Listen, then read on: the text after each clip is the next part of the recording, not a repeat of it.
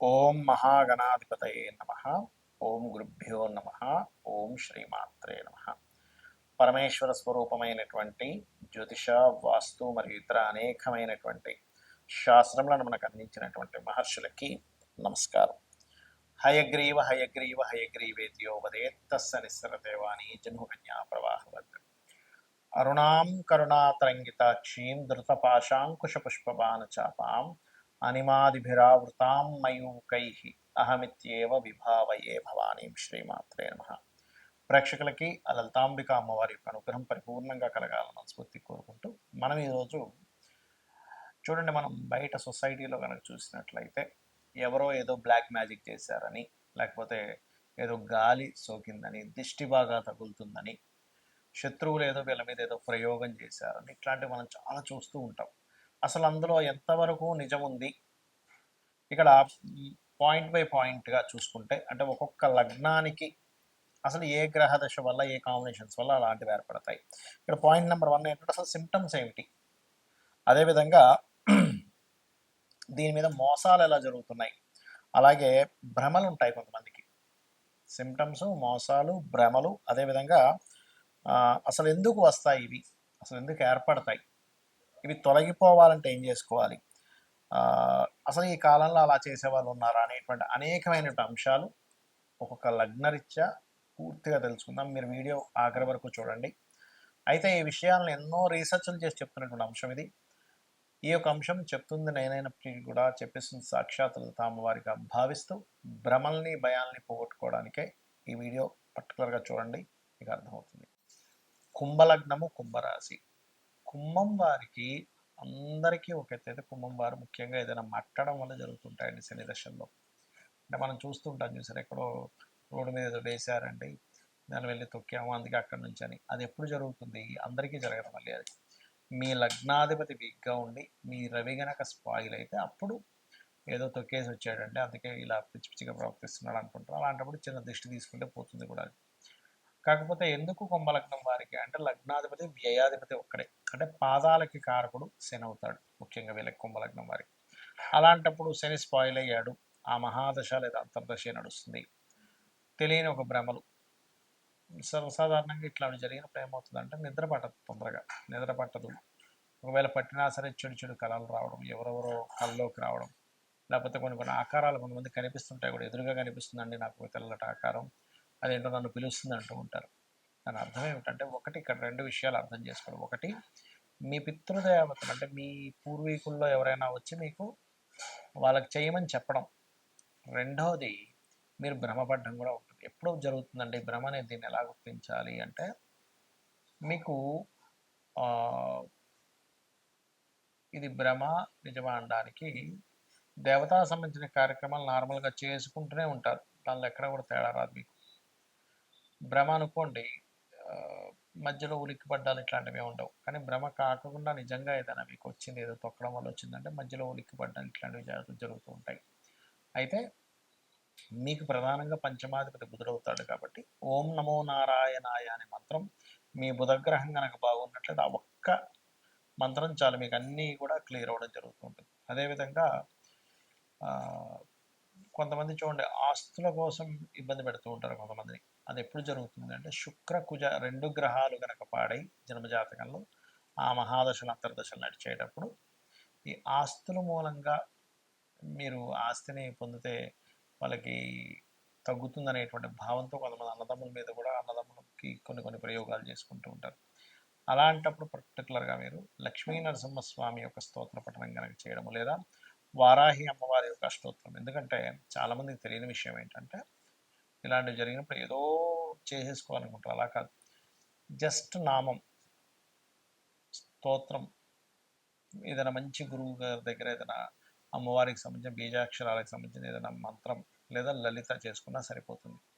అయితే ఇక్కడ ఈ సప్తమాధిపతి రవి గనక పాడేయాడు అనుకోండి, అప్పుడు ఏమవుతుందంటే రవి రాహుతో స్పాయిల్ అయి ఉన్నప్పుడు వివాహం తర్వాత ఎక్కువగా జరుగుతాయి. కొంతమందికి వివాహానికి ముందు ఇట్లాంటి సిమ్టమ్స్ చూస్తే, కొంతమందికి వివాహం తర్వాత జరుగుతూ ఉంటుంది. అలాంటప్పుడు మరి ఏం చేయాలంటే, వివాహం చేసుకోకూడదు అంటే కాదు. అక్కడ వివాహానికి ముందు ఆ రవి ఏ గ్రహాల ద్వారా పాడయ్యాడో చూసుకొని దానికి సంబంధించిన దానాలు ఇవ్వడం చేస్తూ ఉండాలి. అదేవిధంగా ఒక్కోసారి చంద్రుడు స్పాయిల్ అవుతాడు కుంభలగ్నానికి 6వ అధిపతి. అప్పుడు ఏమవుతుందంటే ఆ యొక్క శత్రుత్వాలు కానివ్వండి, మిస్అండర్స్టాండింగ్స్ కానివ్వండి అంతా తల్లి ద్వారా వస్తూ ఉంటుంది. అది కొంతకాలం ఉంటుంది. అంటే చంద్రుడు 10 సంవత్సరాల తన డ్యూరేషన్ 10 ఇయర్స్. ఒక్కొక్కసారి చంద్రుడు అంతర్దశ వచ్చింది ఏ సంవత్సరం 2 సంవత్సరాలు ఒక 6 నెలలు అట్లా వచ్చిందనుకోండి. అప్పుడు ఏమవుతుందంటే ఆ కొద్ది కాలం మాత్రమే మనస్పర్ధలు పెరుగుతుంటాయి. కాకపోతే మీకు ప్రతిసారి కూడా ఏదైనా ఒక గాలి కానీ ఏదైనా కానీ మనకేదో సినిమాల్లో చూపించినట్టు ఇదేదో మనిషిని పైకి లేపేసేయడము, ఏదో పెద్ద ఆకారం వచ్చి మనుషుల్ని ఇట్లా తిప్పేస్తున్నట్టు అంత ఏముండదు. జస్ట్ మన మైండ్ మీద, మన ఆలోచనల మీద, మనం చేసే పనుల మీద, మన రిలేషన్స్ మీద, వీటి మీద ఎఫెక్ట్ చూపిస్తూ ఉంటుంది. అయితే అన్నము గనక దానంగా ఇస్తూ ఉన్నట్లయితే, లేదా బలి అంటుంటారు. బలి అంటే ఏదో కోళ్ళని మేకల్ని పోయడం కదా, అన్నాన్ని కూడా బలిగా పెడుతూ ఉంటారు అమ్మవారికి. అమ్మవారి కంటే డైరెక్ట్గా అమ్మవారు ఎప్పుడు తీసుకోదు. కింద నుండేటువంటి దేవతా గణములు కొన్ని ఉంటాయి, వాటికి పెడతారు. వాటికి పెట్టి వాటిని తీసుకెళ్ళి బయట ఉండేటువంటి పక్షులకో, కుక్కలకో, లేకపోతే రకరకాలు ఉంటాయి కదా జంతువులు, గోవుకు పెట్టడం చేస్తే ఆ దోషం పూర్తిగా పోవడం అనేటువంటిది జరుగుతుంది. అలాగే మరొకటి ఏంటంటే ఇక్కడ ఈ యొక్క కుంభం వారికి శని భగవానుడు ఎక్కువగా పాడైతే గనక వీళ్ళకి విదేశాలకు వెళ్ళడం వల్ల కూడా ఎఫెక్ట్ పడుతుంటుందని గుర్తుపెట్టుకోండి. అలాంటప్పుడు శని పాడయ్యాడు, విదేశాలకు వెళ్ళడం వల్ల నాకు ఎప్పుడు ఇలాగే జరుగుతుంది అన్నప్పుడు విదేశాల్లో ఉండగా, లేకపోతే ఇక్కడ నుంచి బయలుదేరే ముందు కానీ శివాలయంలో నూనెను కనుక దానంగా ఇస్తూ కాలభైరవ అష్టకం కనుక చదువుకున్నట్లయితే ఈ సిమ్టమ్స్ కానీ ఇబ్బందులు కానీ తొలగుతాయి పూర్తిగా. మనము పాయింట్ బై పాయింట్గా చూసుకుంటే అసలు సిమ్టమ్స్ ఏమిటి, ఈ గాలి దూరి తగిలిన వల్ల సిమ్టమ్స్ ఎలా ఉంటాయంటే నిద్రలో చులిక్కిపడి లేస్తుంటారు. గుర్తుపెట్టుకోండి, మన పైన ఏదో ఉంది అనేటువంటి ఫీలింగ్ కలుగుతుంటుంది.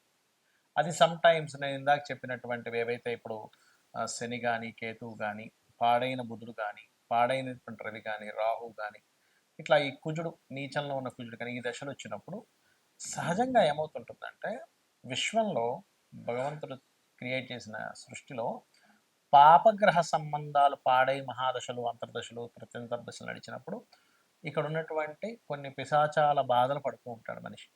శుభగ్రహ సంబంధాలు వచ్చినప్పుడు కొన్ని దేవతా గణాల యొక్క మంచి ఫలితాలు పొందుతుంటాడు. ఇది మెయిన్ కారణం అక్కడ ఎందుకు అలా అవుతుంది అంటే. రైట్. అయితే సిమ్టమ్స్ మాత్రం చెడు కళలు రావడం. చెడు కళలకి గజేంద్ర మోక్షం చదువుకుంటే క్లియర్ అయిపోతుంది. కాకపోతే ఉలిక్కి పడడం, వెనక నుంచి ఎవరో ఇలా వెళ్ళిపోయినట్టు అనిపించడం, ఏదో పని చేసుకుంటే వెనక నుంచి ఏదో ఒక నల్లటి ఆకారం వెళ్ళిపోయిందండి అంటూ ఉంటారు. ఇవి కొంతమందికి భ్రమలు కూడా ఉంటాయి. అంటే ఏమిటి, ఏమీ లేకపోయినా భ్రమ పడుతుంటారు. భ్రమ ఎవరు పడతారు, ఎందుకంటే మనం ఒక క్లారిటీకి రావాలి, నేను నిజంగా భ్రమ పడుతున్నానా అవుతుందా ఇది తెలుసుకోవాలి ముఖ్యంగా. ఎందుకంటే ఈ మీరు భ్రమపడుతున్న దాన్ని కొంతమంది సొసైటీలో మోసం చేస్తుంటారు కూడా. మీకు ఏదో వచ్చేసిందండి, మీరు ఇన్ని లక్షలు తీసుకురండి, ఇన్ని వేలు తీసుకురండి, ఫస్ట్ అక్కడ డబ్బులు పెట్టండి అని మిమ్మల్ని ఇబ్బంది పెట్టే వాళ్ళు ఉంటారు సొసైటీలో. ఇది బాగా గుర్తుపెట్టుకోండి. మరి ఏమండి, నాకు భ్రమ అవ్వచ్చు లేదా నిజంగా అవ్వచ్చు, ఏమిటి దీనికి పరిహారము అంటే కూడా చెప్తాను నేను మీకు. అలాగే మరొకటి ఏంటంటే ఇక్కడ భ్రమకి నిజంగా జరుగుతుందా అనడానికి ఏమిటి తేడా అంటే చెప్తా చూడండి. మీది భ్రమ అనుకోండి, ఎక్కడో పంచమాధిపతి మహాదశలు నడుస్తుంటాయి, మీ లగ్నం నుంచి 5వ అధిపతి మహాదశల్లో ఇది కనెక్ట్ అవుతూ ఉంటుంది, లేదా చంద్రుడి ద్వారా కనెక్ట్ అయిందంటే అది భ్రమే, ఇంకా అందులో డౌట్ లేదు. నిజంగా జరుగుతుందంటే అప్పుడు ఏంటంటే మీరు సంబంధం లేకుండా ఉలిక్కి పడుతూ ఉంటారు, అది నిజమైందనమాట.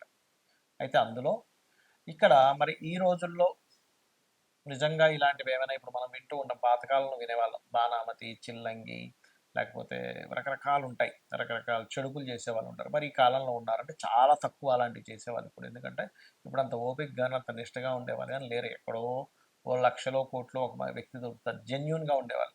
మిగతా అంతా కూడా మార్కెట్లో ఉన్నదంతా కూడా ఫేక్ పీపుల్ ఎక్కువగా ఉన్నారు, ఇది మీరు గుర్తుపెట్టుకోండి. ఇది చాలామంది నాకు శత్రువు ఉన్నాడు, వాడి మీద ఏదో ప్రయోగం చేయడానికి ఎవరినో కలిశాను, ఇన్ని లక్షలు తీసుకున్నారు, ఏదో చేసేసాను అన్నాడు, ఇంకేవో చెప్తూ ఉంటారు. అవి మీరు నమ్మకండి దయచేసి. జెన్యున్ పీపుల్ చాలా తక్కువ. నేను ఇలాంటివి లేవనట్లేదు, ఉన్నాయి, కానీ ఇలా చేసే వాళ్ళ జెన్యున్గా ఉండే వాళ్ళ పీపుల్ చాలా అంటే చాలా తక్కువ, చాలా ఎక్కడో కానీ ఉండరు. వాళ్ళు దానికి ఎన్నో నియమనిష్టలు పాటించాలి, లేకపోతే వాళ్ళకి ప్రమాదం అనమాట అది. రైట్. అలాగే ఇక్కడ ఇంకొక విషయం ఏంటంటే అసలు వీటి నుంచి మీరు తప్పించుకోవాలి వీటి నుంచి అసలు బయటపడాలి అంటే ఏం చేయాలి? శాస్త్రాల్లో చాలా ఉన్నాయండి పద్ధతులు. ఒకటి, నిత్యము చండీ ఇంట్లో గనక పారాయణం జరిగింది, లేదా లలితా సహస్రనామాలు ఇంట్లో పారాయణం జరుగుతుంది. రోజు ఉదయం, సాయంత్రం లలితా సహస్రనామాలు చదువుతున్నాయి. లలిత చదవడం గానీ, లేకపోతే ఖడ్గమాల ఇంట్లో మీకు ఉపదేశం ఉంటేనే ఖడ్గమాల చేయాలంటారు. జరుగుతుంది అంటే ఆవరణ దేవతలు ఒక్కొక్క దేవత గురించి వస్తూ ఉంటుంది. ఆ దేవతలు మొత్తం రక్షణ కలిగించి మీకు నెగిటివ్ ఎనర్జీ పోయేలా చేస్తుంది. గుర్తుపెట్టుకోండి ఒకటి. రెండవది, హనుమాన్ చాలీసా వచ్చండి నాకు, పొద్దున సాయంత్రం ఇంట్లో చేసుకుంటాను, లేదా రామ భజన ఏదైనా చేస్తాను ఇంట్లో, ఖచ్చితంగా అటువంటి నెగిటివ్ ఎనర్జీస్ తరిమి తరిమి కొడతాడు ఆంజనేయ స్వామి. రెండవది. ఇక మూడవది ఏంటంటే, లేదండి మాకు ఒకసారి ఏదైనా ఒక పెద్ద కార్యక్రమం చేసుకుందాం అనుకుంటే దాంతో క్లియర్ అయిపోవాలంటే చండీ పారాయణం, చండీ హోమం ఖచ్చితంగా ఇంట్లో ఇటువంటి నెగిటివ్స్ ఏమైనా ఉన్నా సరే పోగొట్టేలా చేస్తుంది. గుర్తుపెట్టుకోండి. ఇలాంటివి చేసుకోండి, కానీ అనవసరంగా ఏదో నమ్మి, ఏదో భ్రమంలో బ్రతుకుతూ, ఏదో అయిపోయిందని అనుకుంటూ, దీనివల్ల ఏమవుతుందంటే, ఏమీ జరగనటువంటి మీరు ఏదో నాకు ఏదో ఎవరో ఏదో చేశారనో, ఏదో గాలి సోకిందనో, ఇలాంటి భ్రమంలో ఉన్నప్పుడు ఏమవుతుందంటే లైఫ్ అన్నిటిని పక్కన పెట్టేస్తాడు మనిషి. అంటే చేస్తున్నటువంటి ఉద్యోగము, వ్యాపారము, ఇవన్నీ వదిలేసి వాటి చుట్టూ తిరుగుతుంటాడు. కాబట్టి దయచేసి ఇటువంటి వాటికి మీరు ఈ రకంగా మీరు బయటపడవచ్చు. శుభ్రంగా ప్రతి క్షణము ఇవన్నీ చేయలేనండి, ఆంజనేయ స్వామిని తలుచుకుంటా సరిపోతుంది. లేదు శ్రీమాత్రే నమః అనుకున్నా కూడా సరిపోతుంది. అయితే ఇక్కడ ఎప్పుడు కూడా ఇంట్లో కనుక మీకు కొంతమందికి ఏంటంటే మనుషులకు ఉండదు, కానీ ఇంట్లో నెగిటివ్ ఎనర్జీ వస్తూ ఉంటుంది. ఎలాంటి ఇల్లు ఒక్కోసారి మనం కొన్ని రోజుల పాటు ఎవ్వరూ ఉండకుండా ఇంట్లోకి ఏ ఊరు వెళ్ళిపోవడమో, లేకపోతే ఇల్లు ఖాళీ చేసి వెళ్ళిపోయి మళ్ళీ ఎప్పుడో 2-3 నెలల తర్వాత మళ్ళీ ఇంటికి వచ్చినప్పుడు ఏమవుతుందంటే నెగిటివ్ ఎనర్జీ ఫామ్ అవుతుంది. అలాంటప్పుడు ఖచ్చితంగా ఇంట్లో ఏ హోమమో, సత్యనారాయణ సంవ్రతమో, ఒక 11 రోజుల పాటు గోమూత్రాన్ని చల్లి నీట్గా తుడవడం చేయాలి. అలా చేస్తే ఏమవుతుందంటే కల్లుప్పుతోని కడిగడం చేస్తే అప్పుడు నెగిటివ్ ఎనర్జీ పోతుందండి. లేకపోతే ఏమవుతుందంటే అవి ఎవ్వరూ తిరగనటువంటి ప్రదేశము. ఎందుకంటే లోకంలో నెగటివ్ ఎనర్జీ, పాజిటివ్ ఎనర్జీ రెండూ ఉన్నాయి, గుర్తుపెట్టుకోండి. దేవతా ఎనర్జీ ఎంత స్పష్టంగా ఉందో, పిశాచాలు, ఆత్మలు, ఈ ఆత్మలే రకరకాలుగా మారుతూ ఉంటాయి. మనిషి యొక్క ఆత్మే ఆ రకంగా మారుతూ ఉంటుంది. అవి కూడా ఉన్నాయి. కాకపోతే ఇక్కడ దేవతని గనక మీరు పట్టుకోగలిగితే 100% ఎటువంటి ఇబ్బంది ఉండదు. కాకపోతే నిష్టగా రెగ్యులర్గా చేస్తున్నారు. మరి కొంతమందికి ఈ పాపగ్రహ సంబంధాలు ఎక్కువగా ఉన్నప్పుడు అది ఒక్కోసారి రోగం మీద, ఒక్కొక్కసారి ఇట్లాంటి వాటి మీద ప్రభావం చూపిస్తుంటుంది. ఆ సమయంలో అమ్మవారిని బలంగా మీరు నిత్యము చేయండి, అన్ని విధాలా మీకు బాగుంటుంది. శ్రీమాత్రే నమః.